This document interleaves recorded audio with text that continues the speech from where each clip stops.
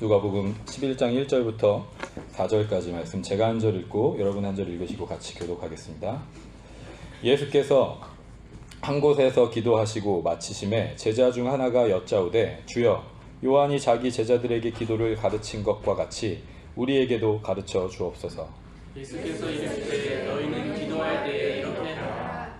아버지 이름이 거룩히 여김을 받으시오며 나라가 임하옵시며 우리에게 날마다 일용할 양식을 주시옵고 우리가 우리에게 죄 지은 모든 사람을 용서하오니 우리 죄도 사하여 주시옵고 우리를 시험에 들게 하지 마시옵소서. 아멘. 너희는 기도할 때 이렇게 하라 라는 제목으로 같이 하나님 말씀 나누겠습니다. 네, 오늘 본문은 여러분 잘 아시는 주기도문의 그 내용의 누가복음 버전이에요. 누가복음 버전인데 우리가 모두가 다 외우고 있는 그 주기도문은 마태복음 6장에 나오죠. 그 마태복음 6장에 나오는 기도의 내용과 그 기도문과 오늘 이 본문에 나오는 기도문의 그 내용이 다른 건 없지만 빠져있는 내용들이 있어요. 예수님께서 마태복음 6장에서는 더 디테일한 어떤 부분들까지 얘기를 하시는 것처럼 우리가 느낄 수 있고 뒤에 또 이제 나라와 권세와 영광이 아버지께 영원히 있사옵나이다 라는 그런 파트도 있잖아요. 그런데 그런 내용들이 빠져 있어요. 오늘 이 누가복음 본문에는. 그러면서 예수님께서 똑같이 너희는 기도할 때 이렇게 하라라고 가르치신 거예요. 누가복음에 있는 이 본문도 너희는 이렇게 기도하라. 마태복음에 있는 그 본문도 너희는 이렇게 기도하라. 바리새인들과 이방인들처럼 기도하지 말고 너희는 이렇게 기도하라 라고 말씀하신 거예요. 그러면 우리가 이 주기도문이라는 기도문을 대할 때 그 기도문의 글씨 하나하나를 정확하게 다 외우고 토시 하나 틀리지 않고 주문하듯이 하는 기도가 주기도문이 아니라는 걸 우리가 이 두 가지 본문의 차이점을 통해서 알 수가 있는 거예요. 마태복음과 누가복음의 그 내용에 약간 생략된 부분들이 있다는 거가 오류가 아니라면 그냥 토시 하나 틀리지 않고 주기도문을 우리가 외우는 것으로 그게 우리의 기도 생활이 건강하다라고 얘기할 수 없다라는 거죠. 예수님께서 너희는 기도할 때 이렇게 하라라고 말씀하신 그 의미가 무엇이냐라면 단순히 그냥 이 기도문대로 외워서 기도해라라는 것이 아니라 이 기도의 내용이 의미하는 것이 무엇인지를 바르게 깨닫고 그 의미에 맞춰서 기도해라 라고 가르쳐 주시고 계신 거예요. 그러니까 오늘 우리가 이 본문을 통해서 예수님께서 우리에게 기도할 때 이렇게 하라라고 하신 이 내용의 의미가 무엇인지 한번 다시 깨닫는 시간이 됐으면 좋겠고 그 깨달음을 가지고 우리의 삶 가운데 그 의미를 반영해서 우리의 기도의 부분들이 영적인 그 생활에 어떻게 보면 가장 기초가 되는 호흡이 되는 거잖아요. 기도가 하나님과의 대화잖아요. 그 대화가 풍성해지는 저와 여러분의 삶이 되기를 소망합니다. 그냥 정말 딱딱딱 한 문구씩 살펴볼게요. 제자 중에 한 사람이 이렇게 예수님께 요청했어요. 우리도 예수님 기도하는 법을 좀 가르쳐 주세요. 요한이 제자들에게 기도 가르쳐 줬던 것처럼 우리도 좀 가르쳐 주세요. 요한이 제자들에게 어떻게 기도를 가르쳤는지는 우리가 알 수가 없어요. 성경에도 나오지도 않고 기록에도 없어요. 어떤 다른 기록들에도 그게 발견되지가 않아요. 그런데 어쨌든 어떤 스승으로서 제자에게 영적인 지도자로서 그 자신을 따르는 무리들에게 이렇게 기도하라. 하나님과의 관계 가운데 이렇게 기도해야 된다라고 가르쳐 주는 거예요. 마찬가지로 유대인들의 전통 가운데도 바리새인들의 그런 전통 가운데도 어떻게 기도하고 그 사람들이 어떻게 기도했었는지 그 기도문들이 남아 있어요. 그런데 마찬가지로 여기 제자들도 예수님께 우리도 예수님을 따르는 자로서 예수님을 하나님으로 믿는 자로서 우리는 어떻게 기도해야 합니까? 라는 거죠. 그거에 대해서 이제 예수님이 가르쳐 주는 거예요. 자, 그런데 처음에 이제 시작할 때 아버지여 라고 시작해요. 아버지여. 다른 어떤 종교, 다른 어떤 믿음의 어떤 그런 전통들 이런 데를 우리가 살펴봤을 때 신을 아버지라고 지칭하는 종교는 없어요. 신에게 아버지라고 지칭하는, 호칭하는 종교는 없다는 거예요. 그런데 우리가 예수 그리스도를 하나님으로 믿는 이 기독교라고 우리가 정의하는 이 종교에서는 하나님을 아버지라고 부르는 거예요. 이 호칭의에서부터 사실 이 뒤에 따라오는 모든 부분들이 기준 잡아지는 부분이 있어요. 자, 이 아버지여라고 하는 이 호칭을 통해서 우리가 첫 번째로 알 수 있는 건 뭐냐면 우리가 하나님의 자녀라는 거죠. 우리가 기도할 때 하나님께 자녀로서 기도하는 거예요. 그런데 우리는 하나님께 어떠한 자녀냐면 인간적인 어떤 그런 의미에서 배 아파서 낳은 어떤 그런 친자식이 아니라 양자인 거예요. 양자. 입양된 자녀인 거예요. 우리는 하나님께 입양이 된 자녀인 거예요. 예수님께서 요한복음에 이렇게 말씀하셨죠. 1장 12절에 영접하는 자, 곧 그 이름을 믿는 자들에게는 하나님의 자녀가 되는 권세를 주셨으니. 예수 그리스도를 구주로, 나의 구원자로 고백하는 자, 받아들인 자는 예수 그리스도가 하나님의 아들이심을 믿는 자는 예수 그리스도와 마찬가지로 아들이 되는 권세를 주신 거예요. 딸이 되는, 자녀가 되는 권세를 주신 거예요. 원래는 그렇게 될 수 없었는데 은혜로, 선물로 하나님의 자녀가 되는 권세를 주셨다는 거예요.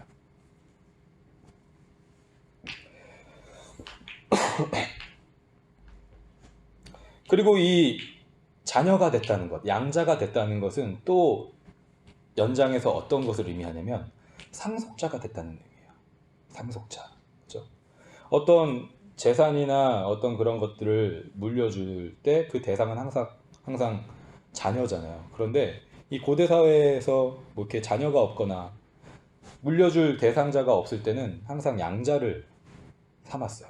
그래서 그 양자를 통해서 자신의 가문이 이어져 갈 수 있도록, 비록 핏줄로 연결된 혈연 관계는 아닐지라도 그 사람을 나의 아들로 삼음으로써 이 집안이, 가문이 계속해서 유지가 될 수 있도록 하는 그런 풍습들이 우리나라에도 있고 뭐 다른 어떤 여러 가지 고대 사회에도 있잖아요.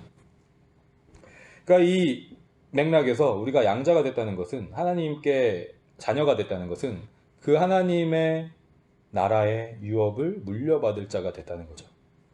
하나님의 나라의 그 권세를 함께 누리는 자가 됐다는 거예요.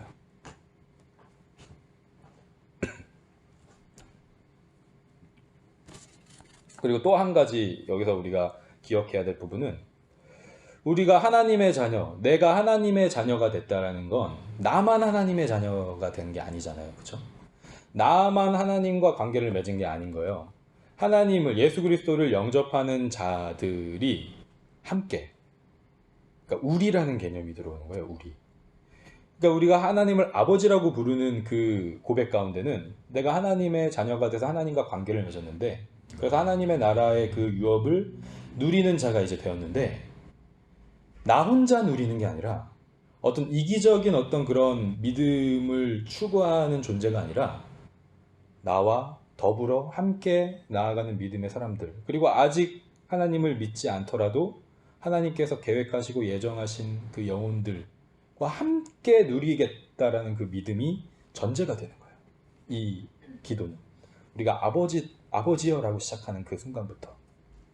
그러니까 이 맥락에서 이제 이 뒤에 나머지 내용들도 우리가 다 연결시키게 되는 것을 보게 됩니다.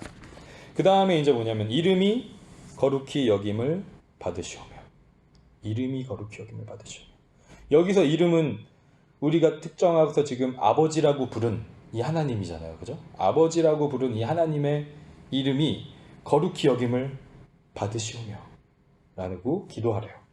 자, 이 부분은 어떻게 우리가 더 의미를 생각할 수 있을까? 우리가 지난주, 지지난주에도 한번 얘기했었던 것 같은데, 십계명의 3번째를 보면 너는 내 하나님 여호와의 이름을 망령되게 부르지 말아라 라는 그 계명이 있어요. 그렇죠? 근데 여기에 이 망령되다라는 그 뜻이 뭐라 그랬냐면 헛되다라 그랬어요. 헛되다. 이 망령되다라는 그 뜻은 헛되다인데, 이 헛되다라는 이 단어가 어디에 쓰인다라고 했냐면 우상이라는 단어랑 똑같이 쓰인다고 했어요. 그러니까 너는 하나님 여호와의 이름을 망령되게 부르지 말아라라고 하는 이 계명의 깊은 뜻은 뭐냐면 하나님을 우상을 대하듯이 부르지 말아라. 하나님의 이름을 이 땅의 수많은 우상들, 사람들이 만들어 놓은, 사람들이 조각해 놓고 사람들이 생각 가운데 사상 가운데 심어 놓은 너무도 많은 다수를 헤아릴 수 없을 만큼 그리스 신화, 로마 신화 이런 것들로 대표되는 그런 신들, 나무의 신이 있고 물의 신이 있고 여러 가지 모든 어떤 것들 신이 있고, 여러분 일본에는 신이 정말 많잖아요. 불교 체계에 들어가면 신이 더 많아요. 인간이 다 신이 된다라고 얘기하잖아요. 신적인 존재가 된다라고 얘기하거든요. 그런 가짜 신들, 헛된 신들을 부르는 것처럼 하나님의 이름을 부르지 말아라 라는 거예요. 구별해서, 거룩하게 구별해서 하나님의 이름을 불러라. 유일한 참된 신이신 하나님을 고백하면서 그 이름을 높여라, 찬양해라 라는 거거든요. 자, 그러면 이 하나님의 이름, 우리가 제일 대표적으로 알고 있는 이름에 대해서만 한번 살펴볼게요. 여호와라는 이름이 있잖아요. 그죠? 여호와. 이 여호와라는 이름은 사실 우리가 정확한 발음을 알 수가 없어요. 고대, 그러니까 이 옛날의 유대인들은 이 여호와라는 그 이름을 발음을 하질 않았대요. 너무 성스러운 이름이고 너무 고귀한 이름이라고 여겼기 때문에 그 이름을 입에 붙이는 것조차 불경하다라고 여긴 거예요. 그래서 이제 이 문자를 어쨌든 남겼잖아요. 이 성경을 남길 때도 어떻게 어떤 이야기들이 전해지냐면 그냥 자음으로 4가지 자음이 합성되어 있는 단어인데 이 단어를 쓸 때마다 목욕을 하는 거예요. 옷을 갈아입고. 그러니까 한 번 딱 쓰면 사용했던 붓을 버리고. 여호와가 계속 나오면 그거 계속 해야 되는 거예요. 그러니까 이거 너무 율법적이지만 어쨌든 그렇게 대했다는 거예요. 그러니까 어떻게 발음하는지조차 알 수가 없었어요. 그런데 우리가 지금 여호와라는 어떤 이 발음이 붙게 된 건, 여러분 아도나이라는 이름을 들어보신 분들 계실 거예요. 우리가 찬양에도 아도나이 뭐 이런 그런 말이 들어가는 경우가 있는데 이게 나의 주라는 뜻이에요. 그러니까 이 유대인들은 여호와라는 이름을 나의 주님, 영어에도 보면 그래서 여러분 번역을 여호와를 The Lord라고 했어요. 대문자로 크게 The Lord라고 했어요. 유일하신 주, 만유의 주님이라는 의미로 주님이라고 표시를 했어요. 그래서 이 땅에 그 어떤 것과도 비교할 수 없는 유일한 신, 창조주, 한 분 하나님을 표현하는 게 여호와인 거예요. 아까 우리가 얘기했었던 여호와 이름을 망령되게 부르지 말아라 라고 하는 그 뜻과 연결이 되죠. 다른 어떤 신들하고 이 하나님을 섞어놓지 말아라. 다른 신들, 너희가 만들어 오는 그런 신들을 대하듯이 여호와 하나님을 대하지 말아라. 이 땅을 만드신 천재 창조주, 유일하신 분, 그 분이 여호와시다라는 거죠.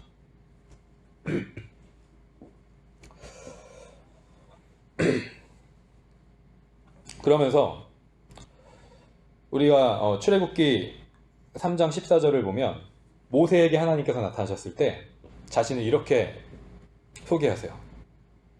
나는 스스로 있는 자니라. 나는 스스로 있는 자니라.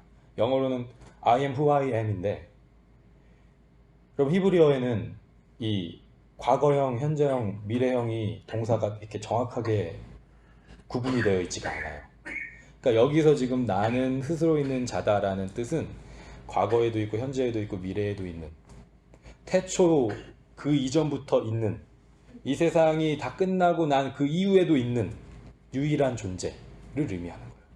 그러니까 이 모든 것들이 다 지금 연결되는 거예요. 그러니까 하나님은 이 땅에 사람들이 만들어 놓은 다른 그 어떤 헛된 우상들과는 확연하게 구분되는 분이다 라는 걸 계속해서 강조하는 걸 우리가 알 수가 있어요. 이 이름을 통해서. 그럼 한 가지 더 보면 우리가 제일 많이 쓰는 하나님이라는 단어 있죠. 하나님이라는 단어. 이 하나님이라는 단어는 무슨 뜻일까? 우리 한국어로 이게 번역되면서 들어올 때는 처음에는 하느님, 그러니까 천주교에서는 아직도 하느님이라고 하잖아요. 하늘님 이렇게 해가지고 뭐 그리고 일본어는 카미사마라 그러나요? 그죠? 네. 아무튼 이 하느님은 하늘에 계신 분, 하늘에 계신 분이라는 어떤 그런 뜻으로 하느님이라고 번역을 했고, 하나님은 하나밖에 없는 분이라는 어떤 의미에서 하나님이라고 번역이 됐어요. 그런데 뭐 이게 우리가 익숙한 어떤 단어를 우리가 쓰면 된다고 생각해요. 저는 이게 하느님이든 하나님이든, 여러분 애국가에도 하느님이 보호하사라고 돼 있잖아요. 그러니까 그 당시에는 하느님이 통용이 됐던 거예요. 그런데 이 하나님으로 우리가 번역한 이 단어가 실제 히브리어에는 엘로힘이라는 단어예요. 엘로힘인데 여러분 신기한 건 뭐냐면 이 엘로힘은요 복수형이에요. 단수가 아니에요. 신들이란 뜻이거든요. 정확하게는. 근데 이 신들이라는 그 단어를 하나님에다 갖다가 붙였어요. 복수형으로 쓰였다는 거는 히브리어 이 세계관 안에서는 완전한 어떤 하나님의 그 속성을 나타내는 거라고 얘기해요. 하나님의 완전하심. 복수로 존재하는 것 같은, 다수로 존재하는 것 같은 그 하나님, 완전하신 그 하나님을 의미한다라고 얘기해요. 그리고 또 한 가지 우리가 크리스천의 그 가치관으로 이제 이 엘로힘이라는 단어를 생각하면 삼위일체의 하나님을 믿는 거예요. 우리는 한 분 하나님이시지만 성부와 성자와 성령의 그 세 위격으로 계시는 하나님. 우리가 아까 사도신경으로 고백했지만, 그러니까 여기서 계속 지금 얘기하는 건 우리가 믿는 하나님은 거룩한 하나님이라는 거예요. 구별된 하나님이라는 거예요. 다른 이 세상의 우상들과 구별된 하나님이라는 거예요. 심지어 유대인들이 믿는 하나님과도 구별된 하나님이라는 거예요. 이슬람교가 믿는 하나님과도 구별된 하나님이라는 거예요. 이 시대에 다원주의가 팽배해서 결국 다양한 길이 있고 정상으로 가는 길이 다양하고 결국 우리를 이끄는 건 똑같은 길로 우리를 이끈다라고 주장하는 사람들이 있잖아요. 근데 우리가 성경을, 예수님의 가르침을 깊이 묵상하고 살펴보면 그렇지 않다라는 걸 너무 쉽게 알 수가 있어요. 유일한 길이 되시고 진리가 되시는 분이 예수님이시다. 예수님을 통해서만 하나님, 참된 하나님께로 우리가 갈 수 있다라는 것. 그러니까 여기 우리가 기도하는 가운데도 이름이 거룩히 여김을 받으시오며 라는 이 기도 가운데 그 고백이 있다라는 걸 우리가 기억하고 이 기도를 하라는 거예요. 우리가 믿는 하나님은 삼위일체의 하나님, 예수 그리스도를 통해서 우리를 구원하신 하나님, 성령님으로 우리와 함께 하셔서 그 나라를 이뤄가시는 하나님, 그 하나님을 우리가 믿는다는 거죠.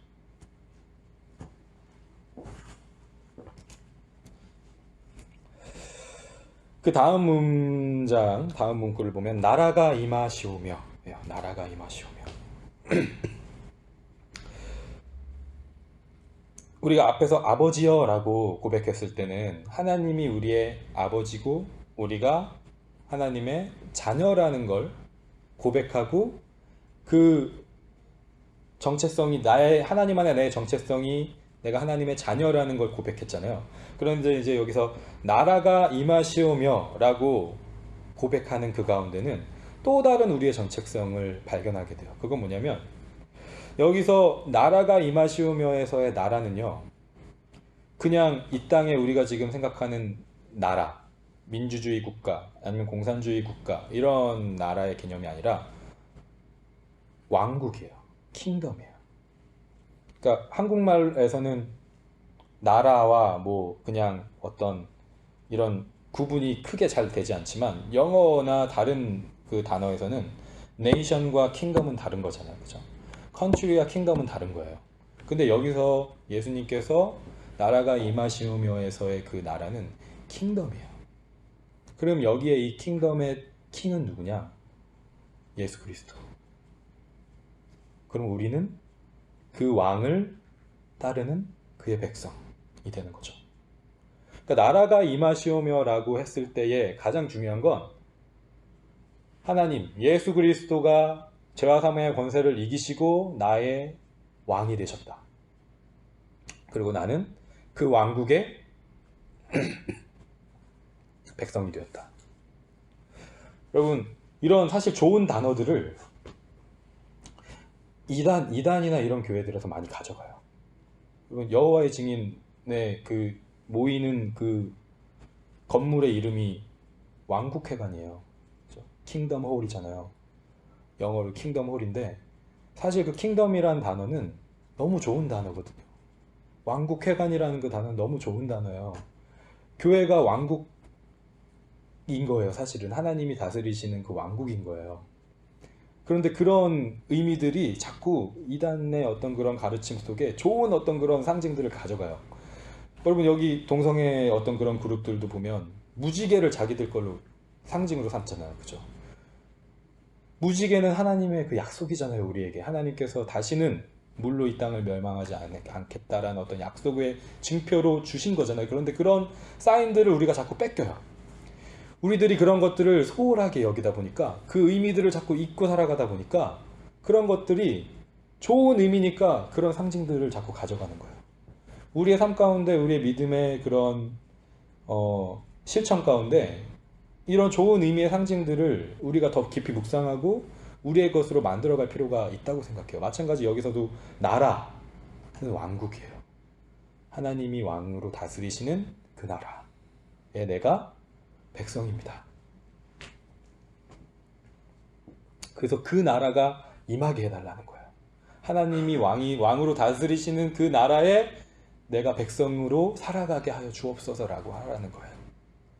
자, 그러면 그 나라가 어떠한 모습인지가 이제 그 다음에 나와요. 그 나라가 어떠한 모습에, 어떠한 방향으로, 어떠한 모습으로 다스려지는 곳인가가 묘사되어 있어요. 우리에게 날마다 일용할 양식을 주시옵고 라고 되어 있죠. 우리에게 날마다 일용할 양식을 주시옵고. 여러분, 한국에서 가장 기도가 뜨거운 기간이 있어요. 1년 중에 가장 기도가 뜨거운 기간.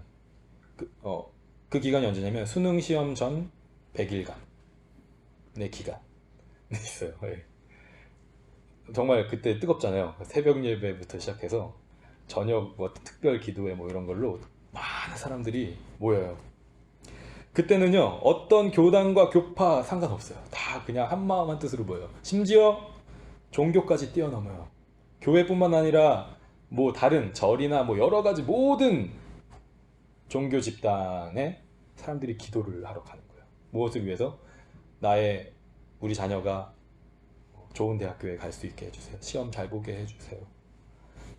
서울에 있는 수도권 안에 있는 학교에 가게 해주세요. 정말 일치단결해서 기도하잖아요. 그런데 여러분, 자녀를 위해서 기도하고 어떤 삶의 하나님의 인도하심을 위해서 기도하고 그런 것들은 너무 좋은 거죠. 좋은 건데 우리가 반드시 생각해 봐야 할 것이 있는데 그것이 무엇이냐면 예수님이 그렇게 기도하라고 가르치셨나? 라는 거 우리가 한번 생각해 봐야 되는 거예요. 마태복음 6장 31절부터 33절에 이런 말씀이 있습니다. 그러므로 염려하여 이르기를 무엇을 먹을까 무엇을 마실까 무엇을 입을까 하지 말라. 이는 다 이방인들이 구하는 것이라. 너희 하늘 아버지께서 이 모든 것이 너희에게 있어야 할 줄을 아시니라. 그런즉 너희는 먼저 그의 나라와 그의 의를 구하라. 그리하면 이 모든 것을 너희에게 더하시리라. 라고 분명히 말씀하셨고 가르치셨고 약속하셨거든요. 무엇을 먹을까 무엇을 마실까 무엇을 입을까. 좋은 대학을 가게 해주세요라는 것에는 많은 부분이 담겨 있는 거잖아요. 사실은. 그죠?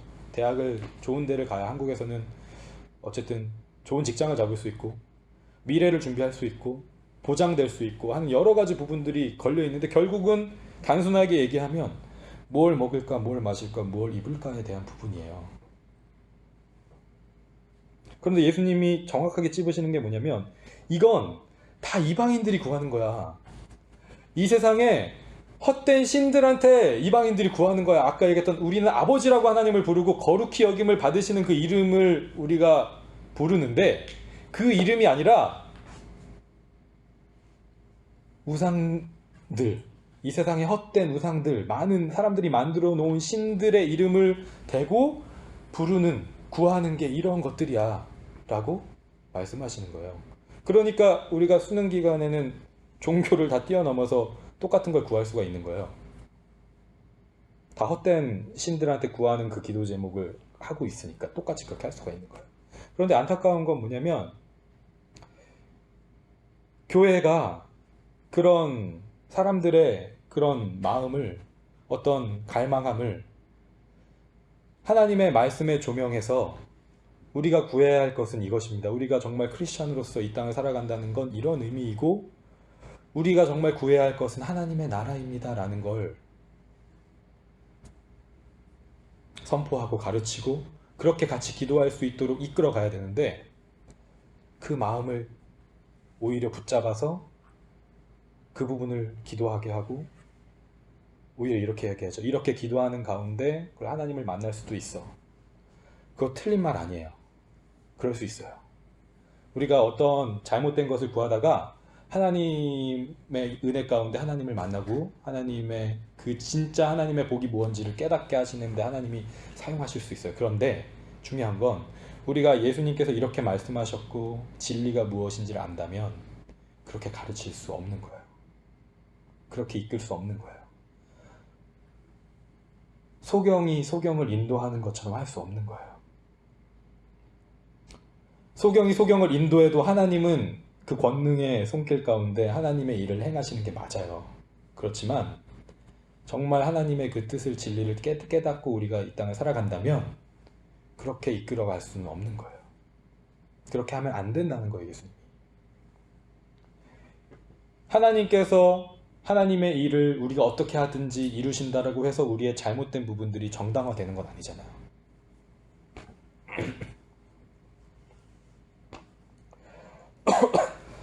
만약에 우리가 여기 지금 얘기했던 것처럼 뭐 수능 기간에 정말 다 같이 기도해서 모든 사람이 다 원하는 대로 그 결과가 정말 잘 나와서 좋은 대학에 가고 원하는 것들이 다 이루어지고 한다면 그렇게 될 수도 없을지언정 숫자는 제한돼 있잖아요. 합격자 수는 제한이 돼 있어요. 그럼 하나님께서 그 기도를 다 들어주셔야 한다면 다 들어주실 수도 없는 부분인데 다 들어주셔야 하고 그게 만약에 복이라면 앞뒤가 맞지 않게 되는 거잖아요. 그렇죠? 하나님께서 정말 우리에게 주고자 하시는 복이 무엇을 먹을까 마실까 입을까에 대한 부분이 아니라는 것을 우리가 알 수가 있거든요.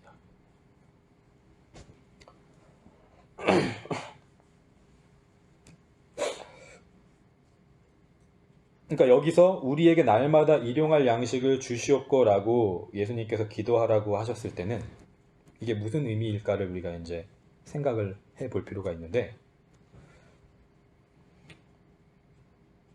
우리의 몸이 날마다 음식이 필요해요. 날마다 밥을 먹어야 되고 영양분을 보충을 받아야 되고 하는 것처럼 우리의 영혼이 하나님의 자녀로 하나님의 백성으로 살아가기 위해서 연료가 필요한 거예요. 양식이 필요한 거예요.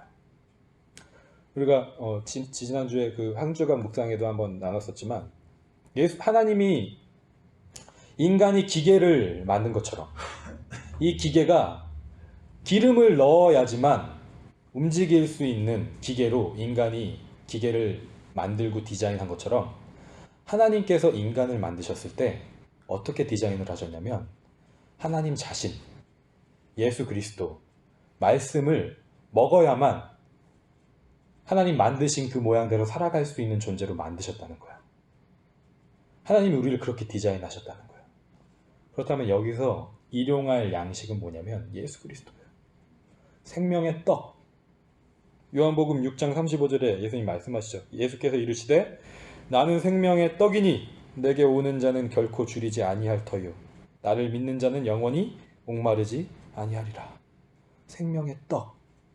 예수 그리스도 그 말씀을 계속 날마다 하나님 주시옵소서. bread라고, 영어에 bread라고 돼 있는데 여기 생명의 떡도 우리가 떡으로 번역했지만 bread잖아요. 그 bread를 내가 먹을 예수 그리스도, 그 말씀이신 예수 그리스도를 주시옵소서 라고 기도하라는 거죠.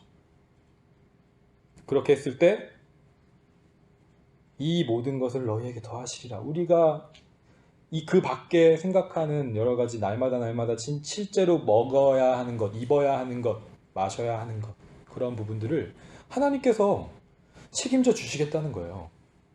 그 부분을 가지고 막 하나님 붙잡고 그렇게 기도할 필요가 사실 없다라는 거예요. 그렇게 하지 않아도 하나님이 이미 다 아신다는 거예요. 우리가 저도 이제 자녀를 키운 지 뭐 그렇게 오래되지 않았지만 알잖아요. 이 자녀가 뭐가 필요한지 알잖아요. 알아서 다 해주잖아요. 죽지 않도록. 제가 여기 이제 캐나다에 처음에 와서 우리 여기 세아 집사님도 계시지만 2009년에 세아 집사님을 처음 만났어요. 이 밴쿠버 땅에서. 제가 2008년에 왔고 만나서 정말 그때 청년 때 짧은 기간이지만 정말 이렇게 같이 정말 기도하고 말씀 같이 나누고 저희 목사님 그 지도 아래서 같이 있고 그런 시간들을 보냈었는데 이제 온 지가 제가 10년이 좀 넘었는데 2009년에 이제 처음 이 땅을 오면서 제가 서원했었던 것 중에 하나가 뭐가 있었냐면 하나님 제가 이제 정말 난생 처음 외국 땅에서 살아보게 되는데 이 외국 땅에서 처음 시작하는 이 인생이 온전히 하나님의 것입니다 라는 어떤 고백을 하고 싶었어요. 그래서 만약에 하나님 제가 여기서 뭐 어떤 일이든지 일을 해서 그 수입을 얻게 되면 그 성경의 그 고백대로 이 첫 소산이 하나님의 것인 것처럼 나의 모든 것이 하나님의 것입니다라는 어떤 고백으로 내가 그걸 하나님 앞에 드리고 싶습니다라는 어떤 그런 마음의 고백을 제가 하고 왔었어요. 이 밴쿠버 땅에. 그렇게 하고 싶더라고요. 그러니까 이게 시작하는 걸 정말 하나님의 그 인도하심을 구하면서 하나님이 함께 하시는 어떤 그런 삶이라는 걸 이렇게 고백하면서 시작하고 싶었어요. 그래서 2008년 11월에 여기 처음 와서 이제 막 직장까지는 아니지만 어쨌든 아르바이트를 막 이렇게 잡고 알아보고 막 그렇게 했었는데 12월 마지막 주 정도에 어쨌든 일을 하나 잡았어요.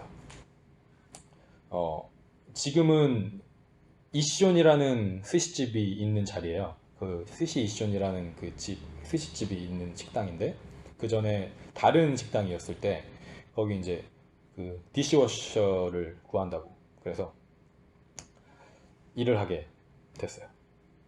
그래서 그래 또 일을 잡게 해주셔서 감사하다라고 열심히 막 이제 일을 하고 3주인가 일을 했어요. 한 달을 다 못 채웠는데 어제 3주인가 일을 했는데 그 식당이 갑자기 어려워져서 그 주인분이 그만 접게 되신 거예요. 그래서 3주만 일을 하고 미안하다 계속 더 일을 할 수 있으면 좋은데 그만두게 됐어 라고 하면서 이제 다음 주부터 안 나와도 돼 라고 하면서 이제 3주치를 주신 거예요. 월급 주급이죠. 그죠? 3주치를 이렇게 받았어요. 그러니까 이제 저는 고민이 되는 거예요.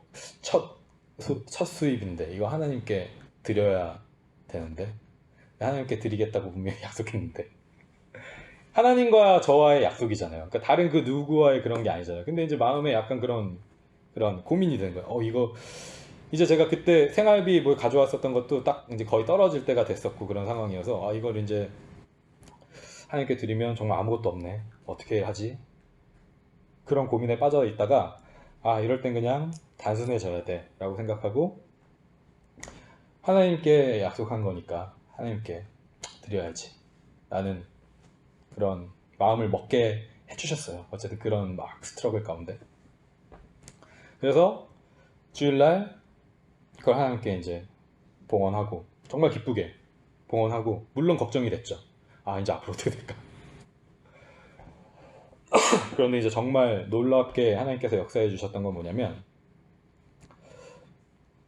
그 전에 이제 그 아르바이트만으로는 조금 수입이 불안정한 상태여서 다른 일도 이제 한번 알아보고 있는 그런 상황이었어요. 이제 그 중에 뭐가 있었냐면, 이제 목사님께서 어쨌든 기타를 계속 쳤으니까 여기서 기타 레슨을 한번 해보라고 그렇게 생각하지도 않았어요. 왜냐면 한국에서 기타를 막 가르칠 정도로 잘 치고 그런 게 아니었거든요. 그냥 뭐 즐기면서 치는 정도의 그런 수준이었기 때문에 이걸 누굴 가르치는 건 너무 미안하다라는 어떤 그런 생각을 가지고 있었거든요. 그래서 에이, 그건 아닌 것 같은데 라는 어떤 그런 반신반의하는 마음으로 광고를 일단 올려놨어요. 올려놨는데 그 주일에 그렇게 하나님 앞에 그렇게 하고 나서 정말 그 저녁에 연락이 온 거예요. 첫 학생이 연락이 왔어요. 그래서 그 학생을 정말 한 명이지만 어쨌든 하게 된 거예요. 그런데 그 다음 주에 또 다른 사람이 연락이 오고 또 연락이 오고 계속 붙고 그렇게 해서 결국은 그 당시 제가 한 달을 살아갈 수 있을 만큼의 학생이 붙은 거예요.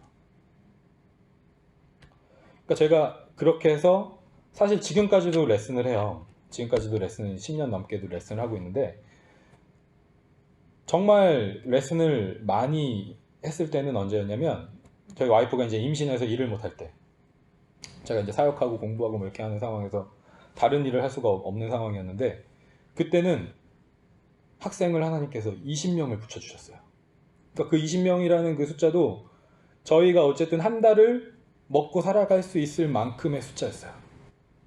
쪼개고 해서 기타 레슨은 어쨌든 아이들이 방과 후에만 할 수가 있잖아요. 그러니까 아무리 많이 해도 20명 이상은 할 수가 없어요.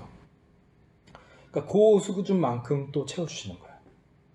제가 이 얘기를 또 다시 이번 주에 생각이 났었던 이유는 뭐냐면, 사실은 이제 10년이 지나고 최근 한 1, 2년 정도는 제가 레슨을 거의 많이 안 했어요.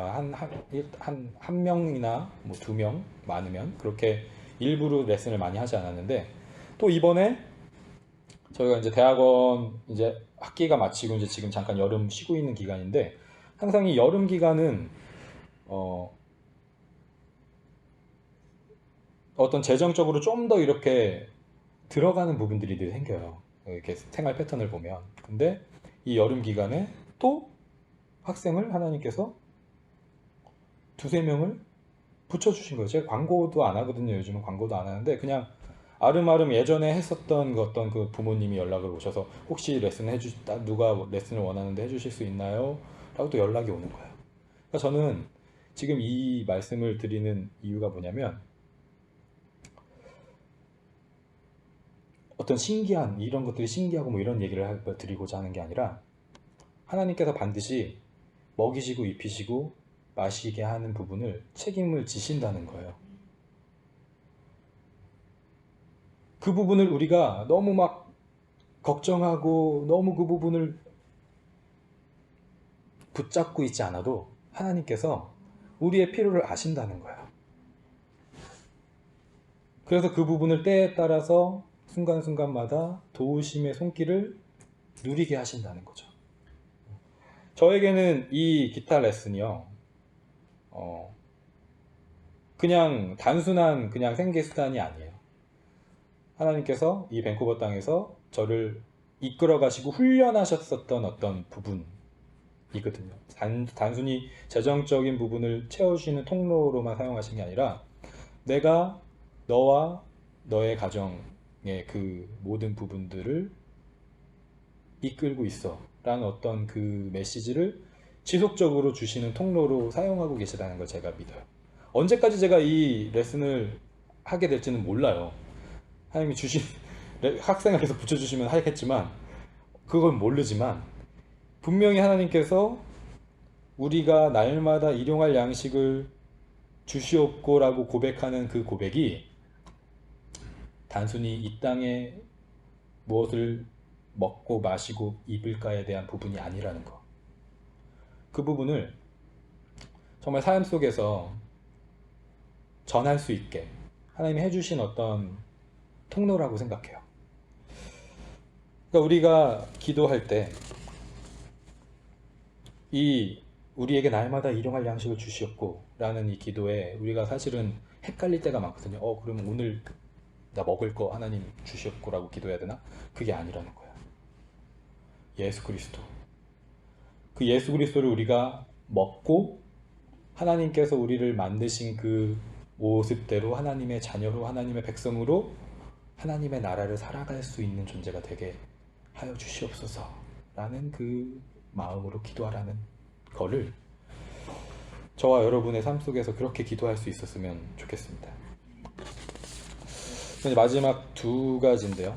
우리가 우리에게 죄 지은 모든 사람을 용서하오니 우리 죄도 사하여 주시옵고. 여러분, 이 용서라는 부분이 하나님 나라의 키예요. 키. 하나님 나라의 키. 그러니까 열쇠라는 거예요. 열쇠, 정말로. 제가 이거를 그냥 어떤 관용적인 표현으로 드리는 말이 아니라 용서가 하나님 나라의 열쇠예요. 마태복음 16장 19절을 보면 내가 천국 열쇠를 내게 주리니 네가 땅에서 무엇이든지 매면 하늘에서도 매일 것이요 네가 땅에서 무엇이든지 풀면 하늘에서도 풀리리라 하시고 라고 했거든요. 하나님이 우리에게 천국 열쇠를 주셨대요. 근데 이 열쇠는 우린 열쇠 갖고 있는데 이 열쇠는 내가 여냐 열지 않느냐의 그 몫이 있어요, 나에게. 근데 이 천국 열쇠가 뭐냐면 그 이후에 이제 마태복음 우리가 계속 읽어가다 보면 이런 말씀이 나와요. 18장 18절에 보면 진실로 너희에게 이르노니 무엇이든지 너희가 땅에서 매면 하늘에서도 매일 것이요 무엇이든지 땅에서도 풀면 하늘에서도 풀리리라 라고 하면서 누구 얘기가 나오냐면 10,000달란트 빚을 탕감받은 자가 100데나리온 빚진 동료를 용서해주지 않는 이야기가 나와요. 하나님이 우리를 용서해 주셨어요. 죄로부터. 근데 이 죄가 그 깊은 의미에는 빚이거든요. 빚. 우리가 하나님께 빚을 졌어요. 근데 그 누구도 갚아줄 수 없는 빚인데 그 빚을 예수 그리스도를 통해서 대신 갚아주셨어요. 결코 갚을 수 없는 그 빚을. 10,000달란트라는 돈은 아예 이거는 계산할 수가 없는 그 금액의 돈인데 그걸 갚아주신 거예요. 그런데 그 갚아주신 그 은혜를 입은 자가 100데나리온 10,000달란트하고는 비교도 안 되는 금액을 빚진 사람을 용서해 주지 못하는 거예요. 그 빚을 탕감해 주지 못하는 거예요. 그랬더니 이 빚을 탕감받은 자가 그 빚을 탕감해 준 임금, 그 왕과 관계가 없는 자가 됐어요. 왜? 처음에 그 임금과 그 왕과 이 빚을 탕감받은 자가 관계에 맺었었던 그 관계는 용서의 관계거든요. 근데 그 용서의 관계를 내가 나에게 빚진 자에게 연결시키지 못하니까 먼저 맺었었던 그 관계가 사라지는 거예요.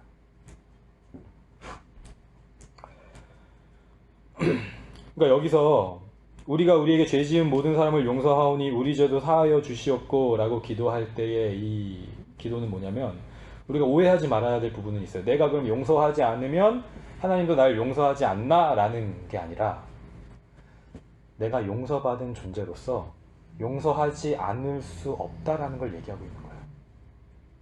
그리고 이게 하나님의 나라를 운행하고 다스리는 키라는 거예요.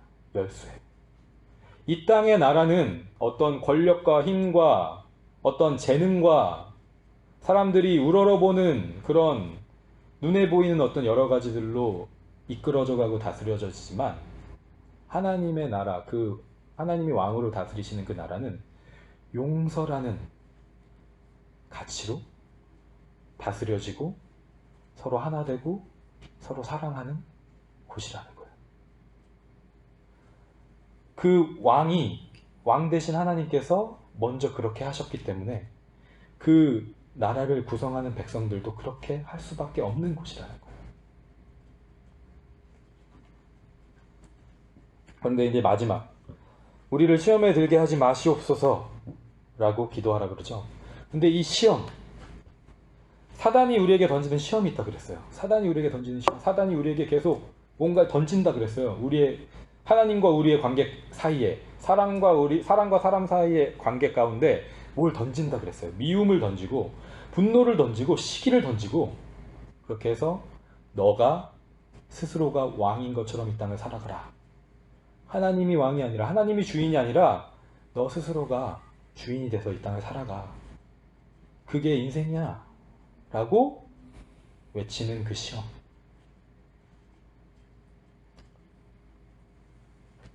그 시험을 던져서 서로 용서하지 못하게 하고 사랑하지 못하게 하는 그 사단의 시험에 들지 말게 하옵소서 라고 기도하라는 거예요. 정리하면 저와 여러분은 아버지께 기도해요. 아버지께. 그리고 우리 아버지가 어떠한 분이시고 우리가 그분 안에 어떠한 존재인지를 고백해요. 이 주기도문을 통해서. 그리고 우리는 우리 아버지가 왕으로 다스리시는 나라가 우리에게 임해서 우리가 그 백성으로 살아가도록 서로를 위해서 기도하는 거예요. 여기 보면 나라고 얘기하는 부분이 없거든요. 다 우리거든요. 우리. 하나님 나만이 아니라 우리. 그 나라에서 우리는 말씀이신 예수 그리스도를 계속해서 공급받아요. 먹어요. 그래서 그 능력으로 서로를 용서하고 사랑하면서 살아가는 거예요. 그 안에 분명 영적인 공격이 있을 테지만 하나님과 이웃을 미워하고 너 스스로가 왕이 되라 라고 얘기하는 사단의 유혹과 시험이 있을 테지만 하나님 그 시험으로부터 나를 구하여 주시옵소서 라고 기도하면서 그 나라를 계속 이루면서 가는 거예요. 제가 사실 이 기도를 언제 제일 많이 하냐면 제 딸이랑 밥 먹을 때, 식사 기도할 때. 여러분 우리가 사실 이 하루하루 살아가면서 생각보다 딱 시간을 내서 기도하지 못할 때가 많잖아요. 아침에 일어나서 아니면 밤에 자기 전에 기도를 우리가 할 수도 있지만 밥 먹기 전에 제 딸과 같이 밥을 이렇게 먹으면서 예전에는 그런 기도 많이 했어요. 보통 아이들과 같이 기도할 때 그런 기도 많이 하잖아요. 예수님 이 밥 주셔서 감사하고 이거 음식 먹고 건강하고 예수님처럼 지혜가 자라고 키가 자라고 그런 기도 사실 저도 많이 했었거든요. 물론 그런 기도도 당연히 좋아요. 말씀을 붙잡고 기도하는 거 좋아요. 그런데 제가 요즘에 더 좀 이렇게 집중해서 기도하는 부분은 이 기도예요. 유은이랑 기도할 때도 예수님, 하나님 아버지 이 음식 주셔서 감사합니다. 이 음식 먹고 예수님처럼 하나님을 사랑하고 이웃을 사랑하는 하나님 나라의 백성이 되게 해주세요. 이 음식이 그냥 음식이 아니라 예수님의 말씀을 먹는 것처럼 이 음식을 먹게 해주세요. 그냥 이런 어떤 의미를 담아서 기도를 하거든요. 저의 경우는 그래요. 여러분의 삶 가운데도 오늘 우리가 이 기도의 의미들을 한번 다시 이렇게 봤는데 각자 나름대로의 방법으로 적용하고 또 그 반영해서 기도하는 그런 우리의 삶이 되었으면 좋겠어요. 그렇게 하면 반드시, 그게 약속이잖아요. 반드시 저와 여러분의 그 삶의 영역이 하나님의 나라가 될 줄로 믿습니다. 미워하는 그런 마음들이 생길 수 있죠. 그렇죠? 우리는 인간이잖아요. 그런데 그 미워하는 마음들이 하나님의 그 용서와 자비와 사랑으로 덮어지는 그 은혜가 경험이 되는 거예요. 나만을 위해서 기도하는 게 아니라 나와 어떤 트러블이 있는 사람이든지 아니면 함께 어떤 그런 스트러글 하는 그 사람을 위해서 같이 기도하는 거예요. 그 공동체를 위해서. 이 기도, 이러한 기도를 통해서 하나님께서 역사하신 어떤 그런 삶의 이야기들이 저와 여러분의 간증이 되었으면 좋겠고 그 이야기들, 그 간증들이 이 세상에 무엇을 입을까 먹을까 마실까의 어떤 그런 부분의 간증보다 더 우리에게 가치 있는, 생명력 있는 그런 간증들로 우리 삶 가운데 나타나는 저와 여러분의 삶이 되기를 간절히 소망합니다.